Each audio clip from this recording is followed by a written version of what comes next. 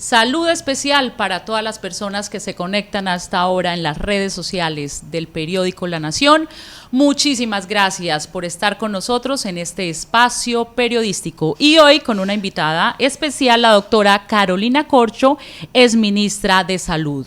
Muchas gracias a quienes se conectan por estar siempre con nosotros, apoyándonos, respaldándonos. Y en esta mesa de trabajo saludo a mi compañero Jesús Antonio Rojas. Doctora Claudia, un saludo muy especial a quienes se empiezan a conectar a las redes sociales del diario La Nación. Gracias por estar con nosotros. Bueno, y entonces arranquemos. Doctora Carolina, bienvenida al departamento del Huila, bienvenida a las instalaciones del diario La Nación. Usted viene haciendo un recorrido en todo el país, está dictando unas charlas sanas en un país enfermo. ¿Con qué se ha encontrado? Bueno, primero un saludo a Jesús Antonio, a Claudia, muchas gracias por la invitación. Efectivamente, he iniciado un recorrido por el país haciendo un proceso pedagógico de aclaración de inquietudes y dudas a la ciudadanía, inicialmente sobre la reforma a la salud, pero luego empezamos a conversar sobre otro conjunto de reformas que en este momento cursan trámite en el Congreso de la República, que son muy importantes, y bueno, ya tocó el turno en el Huila. ¿Y con qué se ha encontrado en el país? ¿Qué le ha dicho la gente? Pues la gente, efectivamente, hay mucha desinformación sobre el tema de las reformas, hay un desconocimiento importante sobre los trámites que hay en el Congreso de la República, pero hay una cosa muy interesante, es que a partir de todas estas discusiones hay mayor conciencia en la ciudadanía sobre la importancia que tiene el Congreso de la República como corporación, que va a ser muy difícil adelantar un cambio si no tenemos un Congreso de la República que mayoritariamente represente los intereses de su región, de las mayorías populares, de las clases medias colombianas. Entonces creo que eso ha sido un avance. ¿Cuáles son, en esencia, doctora Carolina, las mayores necesidades hoy de los colombianos a partir de esos diálogos, de lo que la gente le ha dicho? Bueno, básicamente tenemos un rechazo muy profundo por la corrupción, eso es un mal muy complejo que tiene el país hace muchísimos años. Hay un tema de violencia y seguridad que ha azotado a este país hace muchos años, eso es un problema, digamos. Colombia ha estado en una guerra republicana civil desde hace 200 años y en varios procesos de paz desde hace muchos años, y eso es un problema que sigue aquejando, pero también los problemas de la injusticia social, la pobreza, las inequidades, la falta de acceso a servicios públicos, al servicio de salud, todos esos son temas que aquejan a la sociedad colombiana. Usted hizo parte del gobierno nacional. De esas necesidades que hoy nos está contando, la corrupción, la violencia y seguridad, la injusticia social, ¿qué hizo el gobierno? ¿Qué está haciendo el gobierno hasta el momento para mitigarlas realmente desde su visión y ahora estando fuera del gobierno y escuchando a la gente?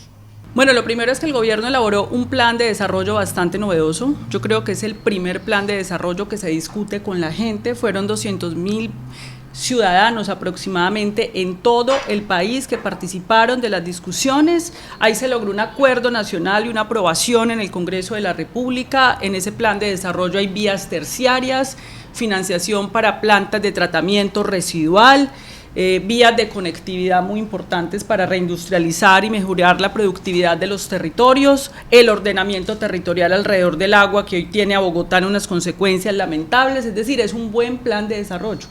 El gobierno lo que tiene que hacer es avanzar rápidamente en una ruta ya aprobada por el Congreso de la República, hacer las realizaciones de ese plan de desarrollo, pero además el gobierno ha presentado un paquete reformista que el país necesita. Hay una reforma, Claudia y Jesús, aplazada en este país desde hace más de un siglo, que es la reforma agraria.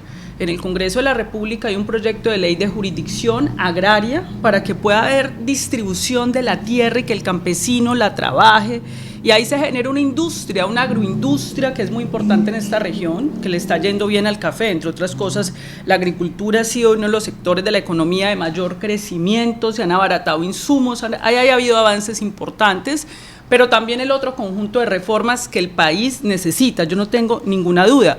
El problema es que el Congreso de la República no ha caminado en el sentido de que Colombia haga esa transición democrática. Sí, doctora Carolina, sobre el tema de la inseguridad, usted dice que es un tema histórico, es un problema histórico, pero hoy la realidad es que estamos viendo un incremento de la violencia en regiones, particularmente como el departamento del Huila. ¿Qué radiografía tiene usted de la seguridad en esta región del país? Básicamente la seguridad ha tenido, digamos, unos vaivenes en la historia del país, tanto si ha habido procesos de paz. En el momento del proceso de paz de Juan Manuel Santos disminuyeron los homicidios. En el momento en que irrumpe Iván Duque, que hace una ruptura de los procesos de negociación, entre otras cosas porque el ELN hizo un atentado en una escuela, y uno entiende ahí entonces la decisión de no hacer un proceso de negociación, pero Naciones Unidas registró que hubo problemas de inseguridad, aumentó la inseguridad, luego eso no es algo nuevo. ¿Cuál es la situación que tenemos ahora en el Huila? Es que el Huila está en medio de dos sectores, de Iván Mordisco y Calarcá, y esos dos sectores están posicionados frente al proceso de paz total de manera distinta. Hay uno que se está aviniendo un proceso de negociación, procesos de negociación que han hecho todos los gobiernos de este país, desde el Frente Nacional, antes del Frente Nacional han hecho procesos de negociación para desmovilizar y lograr la paz con los grupos, y otro que no se aviene a un proceso de negociación donde efectivamente si no hay una negociación y no se pacta un cese al fuego, tiene que haber una presencia de la fuerza pública, de la inteligencia. Es decir, aquí tiene que quedar claro que no puede haber en Colombia ningún lugar vetado para que las fuerzas democráticas y la fuerza pública en el marco de los derechos humanos actúen en la protección de la vida para que no sometan a las poblaciones. Y que si hay acuerdo de cese al fuego, tiene que tener verificación y monitoreo internacional estricto, y ese, digamos, es uno de los elementos que tiene que haber claridad para los procesos de negociación. Entonces, en ese sentido, estamos en un proceso complejo, porque tenemos unos grupos que el Congreso de la República y la Corte Constitucional aprobó como grupos con reconocimiento político donde el gobierno puede avanzar en la paz, pero hay otros grupos sin reconocimiento político como el Clan del Golfo, los ligados al narcotráfico. El Huila específicamente es un corredor de salida del narcotráfico, donde necesitas una reforma en el Congreso de la República de sometimiento y acogimiento. Lo que se está planteando es reformar la Ley de Justicia y Paz, que sirvió para el proceso de desmovilización de las Autodefensas Unidas de Colombia que presentó Uribe, para dar una apertura legal para el sometimiento y acogimiento a la justicia de esos grupos armados ilegales que azotan el Huila y Colombia. Efectivamente, como usted lo viene diciendo y lo entendemos todos, doctora Carolina, el tema de la inseguridad es histórico y la violencia es histórica, pues no solamente en el país, sino también en el Huila. Y realmente es que la radiografía aquí es bastante compleja. Nosotros hemos tenido en este momento 23 atentados en la ciudad de Neiva. Tenemos una menor que fue asesinada hace poco en enfrentamientos en las disidencias, pero además que fue reclutada. Tenemos dificultades con el tema de la extorsión. Ya no tenemos una extorsión solamente, doctora Carolina, en las zonas rurales, sino que también en la zona urbana. ¿Sí? Se extorsiona al pequeño comerciante, al campesino, al que está trabajando allí en sus tierras. Y me gustaría preguntarle a usted qué le gusta de la paz total del presidente Petro y qué le disgusta de esa paz total. Bueno, yo creo que en esa mesa de negociación tiene que haber unas claridades y unas líneas que tiene que poner el gobierno en representación del Estado y la sociedad colombiana. Si estos grupos armados ilegales quieren mostrar voluntad de paz, hay que cesar el secuestro. Hay que cesar el secuestro porque eso es un asunto que no va a generar legitimidad política. Lo vimos en el caso del secuestro por parte del ELN al padre de Carlos Díaz. Hay que cesar el secuestro. Lo segundo, no se puede aceptar el reclutamiento de menores en estos grupos armados, y eso tienen que ser unas líneas claras en estos procesos de negociación. Y el tercero, hay que parar el asesinato de líderes y lideresas sociales en este país. Eso es una desestructuración de las comunidades. Aparte de lo que he mencionado, que si hay cese al fuego, se tienen que delimitar las fronteras del cese al fuego con mecanismos de verificación claros. Yo creo que esos son unos elementos que se tienen que poner claramente sobre la mesa. En el caso del ELN, con el ELN hay un problema porque el ELN, a mi juicio, de manera equivocada. Primer error del ELN, considerar que este no es un buen gobierno para hacer una negociación. Creo que se equivoca el ELN. La mejor posibilidad de negociación que tiene el ELN es con el gobierno de Gustavo Petro. Pero segundo, el ELN debe comprender que ya no estamos en los años 60 o 70, donde simplemente yo me declaraba un rebelde y me dan amnistía e indulto y ya. Existe algo que se llama el Estatuto de Roma y la Corte Penal Internacional, que son acuerdos internacionales firmados por el Estado colombiano en los años 90, donde tiene que haber reparación y no se pueden indultar y amnistiar crímenes de lesa humanidad, genocidio, crímenes de guerra, y allí tiene que haber una justicia transicional. Entonces yo creo que el ELN tiene que reflexionar sobre ese tema. Pero ¿usted está de acuerdo, doctora Carolina, con que se hayan abierto múltiples mesas de negociación con grupos armados al margen de la ley, al punto que ya hoy estemos hablando con las disidencias de las disidencias? ¿Eso a usted le parece que está bien? Y es que ¿cuál es la alternativa? La alternativa que habían planteado en este país fue la confrontación armada y no funcionó. Con el gobierno de Duque se paralizaron esas opciones y no funcionó. ¿Y qué haces tú pues en el Valle de Aburrá, donde tienes 12.000 jóvenes armados, con grupos ligados al narcotráfico? ¿Qué haces? Tú tienes dos opciones. Entonces haces un enfrentamiento abierto frente a la sociedad, a bala, como dicen algunos sectores opositores, o haces un acuerdo con ellos, porque ellos han planteado, varios de estos grupos, estamos dispuestos a someternos a la justicia, a hacer un acogimiento, desmovilizarnos, entregar rutas del narcotráfico, negociar rebaja de penas a cambio de verdad, reparación, de entregar esos recursos que hemos conseguido ilegalmente con el narcotráfico para poder reparar las comunidades. ¿Le vas a decir que no? Cuando tienes una cantidad de jóvenes reclutados al margen de la ley. Doctora Corcho, pero hay que ponerle límites, como usted dijo, y las personas ya no están confiando en esas mesas de negociación. Si sigue el tema de la extorsión, los asesinatos, los homicidios, el reclutamiento, pues entonces ¿para qué mesa de negociación si no se cumple lo que está pactado y una cosa se dicen en las mesas y otra lo que están viviendo regiones como el Huila? ¿Cómo recobrar esa confianza, doctora Corcho? Estamos de acuerdo y vuelvo y repito, las mesas tienen que tener unas líneas muy claras frente al tema del secuestro, frente al tema del reclutamiento de menores, frente al tema de el cese al fuego y las verificaciones que se tienen que hacer, y frente al tema del asesinato de líderes y lideresas sociales. Pero también, si se levantan las mesas, igual siguen, las extorsiones van a seguir, porque va a seguir el narcotráfico cobrando vidas, las confrontaciones. Lo que tenemos que buscar es una salida al problema, porque la alternativa no puede ser hagamos lo mismo que no ha funcionado. Entonces, vuelvo e insisto, tienen que haber unas líneas claras para ese proceso de negociaciones. Sí. Seguimos entonces, hablamos de otro tema, pasamos a otro tema. Estamos con la doctora Carolina Corcho, exministra de Salud. Hablemos de las reformas del presidente Petro. Usted nos estaba hablando de la reforma agraria necesarias para el país, para todo este tema de los campesinos. Usted presentó en su momento la reforma a la salud, pero no pasó. ¿En qué se equivocó? Bueno, lo primero es que nosotros presentamos una reforma de 150 artículos, un poco más de 150 artículos. Luego hicimos un acuerdo con los tres partidos políticos, Liberal, Conservador y la U, que lideré yo personalmente. En ese acuerdo, cuando yo salgo del ministerio, había dejado aprobado alrededor de 30 artículos. Es decir, yo entrego en la Comisión Séptima una reforma que había empezado a ser aprobada. Y posteriormente la Cámara de Representantes, con sus mayorías y la presencia de esos tres partidos políticos, aprueba el acuerdo político que yo lideré.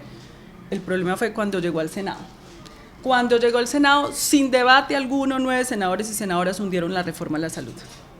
Las EPS se abocaron a hacer un acuerdo del gobierno porque hicieron un reconocimiento que la crisis es profunda y la reforma se requiere. Se vuelve a presentar, ya no de 150 artículos, sino de 59, donde se mantiene unas líneas fundamentales que ya habíamos acordado, y en esa discusión está. Ya la aprobó la Comisión Séptima de la Cámara, está ya en discusión de plenario.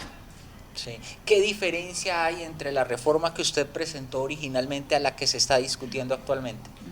La reforma que yo presenté inicialmente, en el acuerdo con los tres partidos políticos, perdimos, pues digamos que cambió en un 30%. En un 30%, porque esto se trata de un proceso de concertación y de correlación de fuerzas con las fuerzas sociales y políticas del país.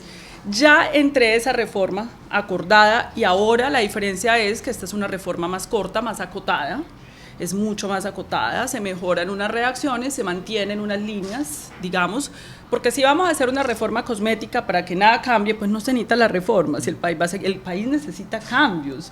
Hoy tenemos una crisis de la salud que es evidente, y la crisis de la salud no es de cuenta de la reforma, porque la reforma no existe, es de cuenta del sistema que está vigente y no han permitido reformar. La reforma es para detener la crisis y el Congreso de la República en este momento tiene la responsabilidad de detener esa crisis de la salud. Uno de los mayores reclamos que se le hicieron a su reforma a la salud es que el gobierno nacional iba a terminar dándole la plata de la salud a los alcaldes y gobernadores. ¿Qué responde frente a eso? Eso fue una de las mentiras. La reforma nunca planteó entregar recursos a los alcaldes, a los gobernadores. Nunca. Por el contrario, hoy los recursos de la salud los manejan alcaldes y gobernadores y clanes políticos regionales a partir de EPS regionales. La reforma, por el contrario, le quita el manejo a los clanes políticos de esos recursos de la salud. La reforma nunca ha planteado la estatización del sistema de salud. Por el contrario, quienes han quebrado a las clínicas privadas de este país son las EPS. La reforma recupera al sector privado de las clínicas privadas pagándole directamente. La reforma nunca ha planteado volver al seguro social. El modelo no tiene nada que ver con lo que era el Sistema Nacional de Salud, donde habían unos hospitales públicos a cargo del Estado, donde habían unas prepagadas y un seguro. Es un modelo completamente distinto. Entonces esto fue parte de la campaña de desprestigio y desinformación que fraguó la oposición para confundir el país y oponerse a la reforma. ¿Y cómo ve las cosas? ¿Usted cree que hay espacio para la reforma a la salud 2.0, como la están denominando la reforma de ahora? Yo creo que si el Congreso es responsable, es que la crisis es muy profunda. Esto es un sistema que tiene un déficit, deudas que han dejado las EPS con clínicas y hospitales, incluido el Huila, que es 1 billón de pesos, por más de 25 billones de pesos. Al 31 de diciembre las EPS tenían que tener en bancos para respaldar esas deudas 16 billones, no los tienen. Dígame qué sistema de salud en el mundo puede sobrevivir a una crisis financiera de muchos años. Eso viene hace muchos años. Si el Congreso no reforma, la crisis sigue. Es una responsabilidad enteramente del Congreso de la República. Doctora Carolina Corcho es ministra de Salud, hoy se encuentra en la ciudad de Neiva, en las instalaciones del diario La Nación. ¿Usted quiere ser la sucesora de Gustavo Petro a la presidencia de la República? ¿Está haciendo toda esta visita en las diferentes regiones para medirse, para saber cómo la gente la recibe, sinceramente? Mira, Claudia, yo empecé a hacer estos recorridos pedagógicos que siempre he hecho. Yo he venido muchas veces al Huila a dar conferencias en las universidades, me invitan las organizaciones de la sociedad civil. Y de repente la gente empezó a lanzar esa propuesta. Es una propuesta que viene de la gente, la base social, de las organizaciones. Yo estoy en este momento haciendo ese proceso de evaluación y de consultas para mirar esa viabilidad. Y en su momento pues ya se tomará la decisión, porque creo que todavía hay que madurar varios procesos, y es el Partido Unitario y el Frente Amplio. El Partido Unitario es la unidad de diversos partidos de la izquierda para configurar ese partido, pero el Frente Amplio además es todo el progresismo que va más allá de la izquierda, entonces también estamos observando qué pasa allí. Supongamos que usted sea la candidata del progresismo. ¿Qué haría para unir a todos los sectores de la izquierda en torno y alternativos en torno a su nombre? ¿Cómo hacer? Por ejemplo, y se lo pregunto partiendo de sus diferencias con un líder de la izquierda como Gustavo Bolívar.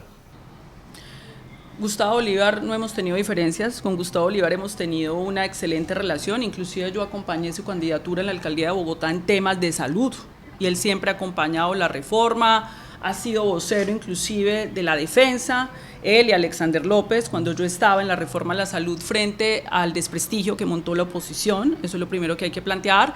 Lo segundo, yo hice parte de la construcción del programa de gobierno del presidente Gustavo Petro, no solamente en materia de salud, sino en varios temas, bajo una propuesta que se llama Agenda de Transición Democrática, Otra Colombia es Posible, donde participaron 65 investigadores e investigadoras de este país para hacer propuestas serias que necesita Colombia.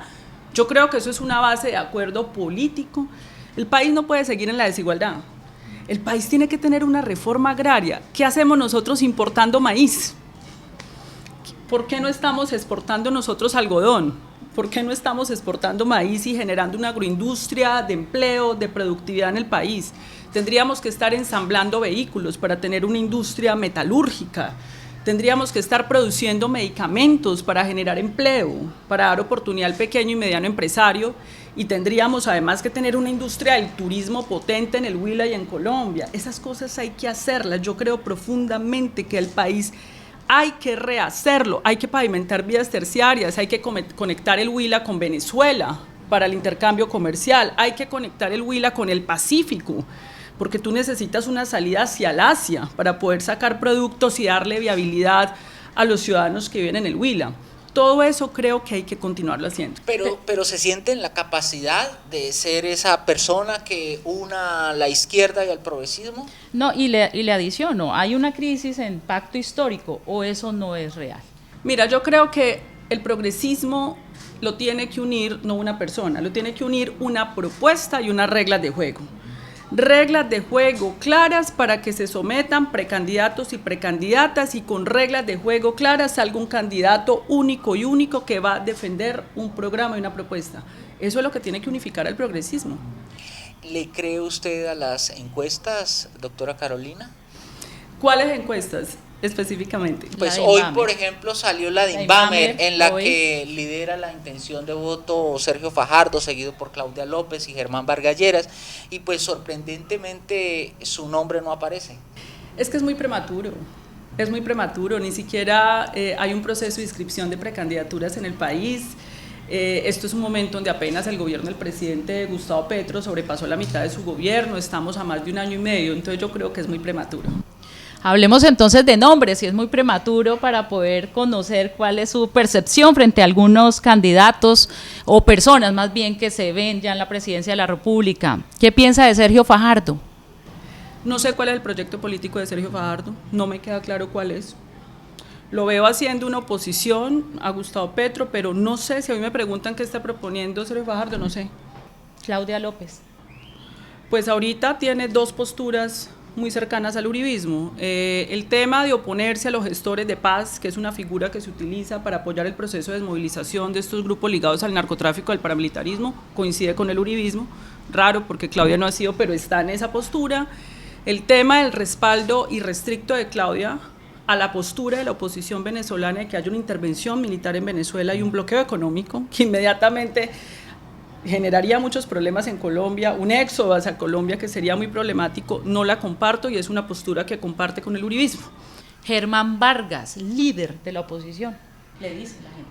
Germán Vargas Lleras es la defensa del statu quo, de lo que ya fue, de lo que ha sido, de lo que nosotros creemos que hay que cambiar. ¿Y Vicky Dávila? Vicky Dávila estuvo ejerciendo oposición desde el periodismo, una opositora. Ahorita que no tiene la plataforma de Revista Semana, habrá que ver entonces Vicky sin la plataforma desde la cual hacía oposición, entonces cómo va a operar. ¿Qué opina, doctora Carolina Corcho, de nombres como María Fernanda Cabal? Es la defensa del statu quo, es la defensa de la concentración de la tierra, de la negación de la reforma agraria, de la negación de la justicia social en Colombia. Ella estuvo hace poco aquí en Neiva y dijo que esto en las elecciones de 2026 esto va a ser entre petrismo y antipetrismo. ¿Usted ve así estas elecciones del 2026? Esto va a ser entre un proyecto político que insiste en que tiene que haber justicia social y cambios en Colombia, que las reformas aplazadas, de las mismas que habló Luis Carlos Galán, es que Luis Carlos Galán está hablando de la propiedad de la tierra, de la función social, de las mismas que hablaba Alfonso López Pumarejo, que se han aplazado, tienen que hacerse, y un proyecto que dice que vamos muy bien y que hay que defender el statu quo y unas minorías de este país. Para ir cerrando, doctora Carolina, mientras usted habla de poder ser la candidata a la izquierda, la senadora Isabel Cristina Zuleta está impulsando la reelección. ¿Cuál es su posición frente al tema de la reelección presidencial? El presidente Gustavo Petro ha sido lo suficientemente claro que no le interesa la reelección porque eso implicaría una reforma constitucional. En este momento legalmente no es posible la reelección y el gobierno ha dicho claramente que no va a presentar un acto legislativo de reforma constitucional para la reelección. ¿Y estaría de acuerdo con una eventual ampliación del periodo presidencial como también se ha ventilado? No estoy de acuerdo. No estoy de acuerdo. Muy bien. Muy bien. Pues doctora Carolina Corcho, exministra de Salud, gracias por estar con nosotros. Su mensaje final para los huilenses, ¿cuál es hoy? No, el mensaje es mantener la esperanza de que el país pueda ser más justo y no conformarse con la situación de hoy. El país puede ser mucho mejor y hay que seguir persistiendo en los cambios que hay que hacer. Doctora Carolina, mil gracias por estar aquí en La Nación. Muchísimas gracias por estar aquí con nosotros.